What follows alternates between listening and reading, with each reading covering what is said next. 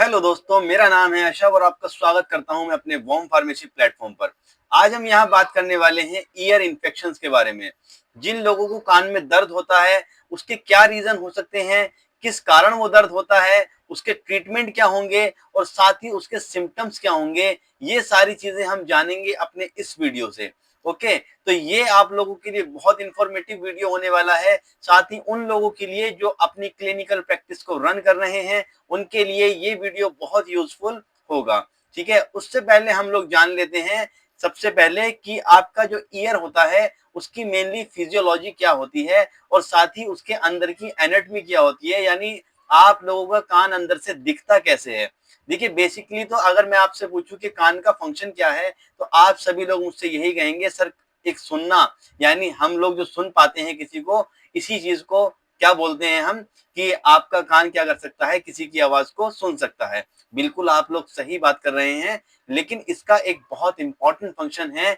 वो ये है कि आप जब किसी पोस्चर में खड़े हैं या आप किसी कंडीशन में बैठे हैं, ठीक, तो आप लोगों की बॉडी को बैलेंस करना, एक स्ट्रेट पोजीशन में रखना, या फिर आप लोग जो बैठे हैं आपको इस तरीके से बैठाना, इसमें एक बहुत बड़ा मेजर रोल प्ले करता है आपका ईयर। ठीक, तो ऐसा प्रीवियस स्टडीज में देखा गया कि जो पीजन होता है यानी कबूतर, उसकी सेमी सर्कुलर कैनाल, यानी जो आप लोग इस पार्ट को देख रहे हैं ना, ये सेमी सर्कुलर कैनाल, इसको जब कट कर दिया गया तो उसकी जो नेक थी, यानी उसकी जो गर्दन थी कबूतर की, वो इस तरीके से रोटेशन मूवमेंट में आ गई। विच मीन्स डेट कि आप लोगों की जो सेमी सर्कुलर कैनाल होती है, जो कि इनर पार्ट का, इनर ईयर जो है उसका एक पार्ट है, उसका बहुत बड़ा रोल है आप लोगों को एक पोस्चर में रखना, एक नॉर्मल पोजीशन में आप लोगों को खड़े रखना। इसमें कान एक बहुत बड़ा मेजर रोल प्ले करता है। ठीक है, चलिए अब हम जान लेते हैं धीरे धीरे कि कान होता क्या है और कान के अंदर की एनाटॉमी क्या होती है।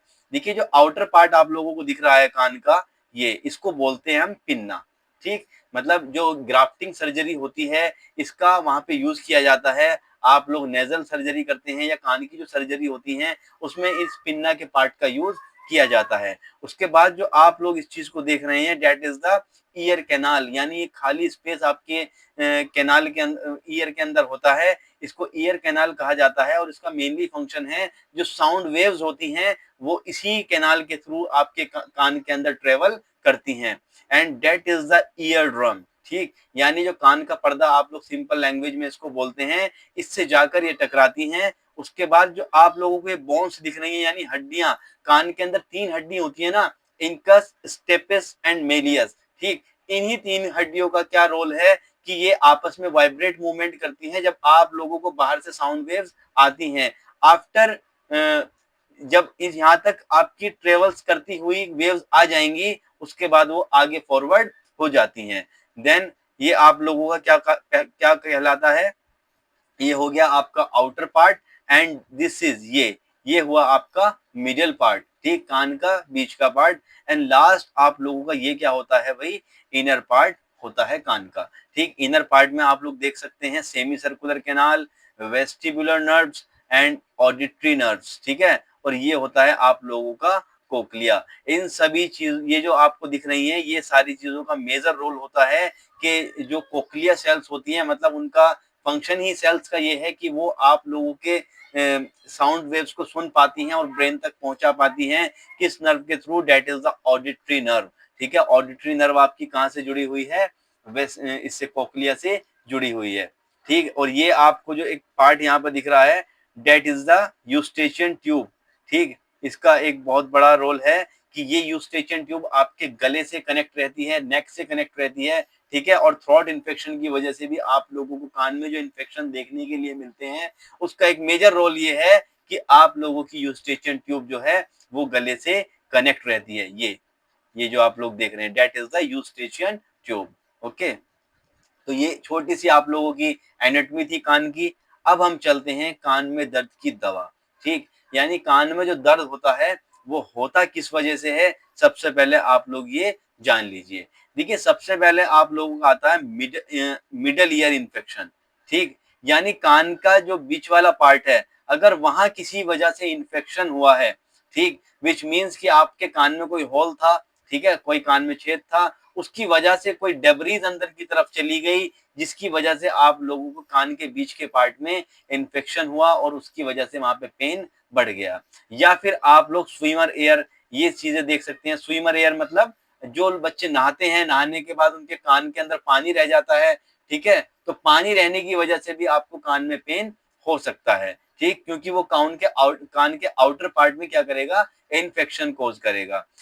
नेक्स्ट है आप लोगों का ईयरबड्स ट्रोमा, ठीक, आप कान के अंदर जो बड्स देते हैं किसी मतलब जो आपका ईयर वैक्स होता है उसको रिमूवल के लिए, उसकी वजह से भी वहां अगर कोई इंजरी हो जाए तो उस वजह से भी आपके वहां पेन हो सकता है। And long time use of earphones, ठीक, जो लोग बहुत तेज साउंड्स में सॉन्ग सुनते हैं ईयरफोन्स की हेल्प से, तो उन लोगों को भी कान में पेन हो सकता है, क्योंकि उनकी जो कान की फिजियोलॉजी है वो डिस्टर्ब हो जाती है। देखिए इसमें बेसिकली जो हम यूज करते हैं, आप पहले इसको देखिए कि जो पेन किलर हम लोग यूज करेंगे that is the aceclofenac and paracetamol, ठीक है। आप एसपी टैबलेट इसमें यूज कर सकते हैं या फिर डाइक्लोफेनेक सोडियम एंड पैरासीटामोल, आप कोई भी पेन किलर इसमें यूज कर सकते हैं। फॉर एग्जांपल एसाइक्लोफेनेक हो गया आपका, या फिर डाइक्लोफेनेक हो गया, या ब्रूफेन हो गया, ठीक, ये सब आपके पेन किलर्स हैं जिसको आप कान के पेन में यूज कर सकते हैं। एंड आफ्टर डेट आप इन्फेक्शन के लिए किस चीज को यूज करेंगे, भाई अगर इन्फेक्शन किसी डेब्रीज की वजह से, किसी बैक्टीरिया या फॉरेन पार्टिकल्स की वजह से हुआ है, तो उसके लिए तो आप लोग माइक्रो ऑर्गेनिजम्स को किल करने के लिए क्या देंगे, एंटीबायोटिक्स की यूज करेंगे। तो आप उसमें यूज कर सकते हैं एमोक्सिसिलिन, सिप्रोफ्लॉक्सासिन, या फिर लीवोफ्लॉक्सासिन। एंड आफ्टर दैट आप लोग एजिथ्रोमाइसिन, ओके, आप वेरियस कैटेगरी की एंटीबायोटिक्स अपनी यूज कर सकते हैं। अब हम बात करते हैं कुछ ईयर ड्रॉप्स की जो कि कान के दर्द में हेल्पफुल होंगी। For example ciprofloxacin, okay, and ofloxacin, या फिर clotrimazole and lignocaine hydrochloride gel, okay. आप इसका यूज क्यों करेंगे भाई, लिग्नोकेन क्या है, एक एनेस्थेटिक है, यानी अगर कोई कान के अंदर आपको ईयरबड्स के थ्रू इंजरी हुई है और उससे बहुत ज्यादा पेन हो रहा है, तो आप उस कंडीशन में लिग्नोकेन दे सकते हैं। लिग्नोकेन वहां के पार्ट को क्या कर देगा, उसकी सेंसिटिविटी खत्म कर देगा, जिसकी वजह से आप लोगों को कान में दर्द महसूस नहीं होगा। और क्लोट्रिमाजोल आप लोग किस लिए देंगे, फंगल इन्फेक्शंस में। जबकि जो सिप्रोफ्लॉक्सासिन या ऑफ्लॉक्सासिन ईयर ड्रॉप्स है उसको आप किस कंडीशन में देंगे, अगर कोई एंटीबैक्टीरियल कैटेगरी के लिए देंगे, अगर किसी बैक्टीरिया की वजह से वहां पे इन्फेक्शन हुआ है। तो ये था एक छोटा सा पार्ट आपके ईयर्स के लिए। तो ऐसी नई नई वीडियो आप देखने के लिए हमारे चैनल को लाइक एंड सब्सक्राइब करते रहिए।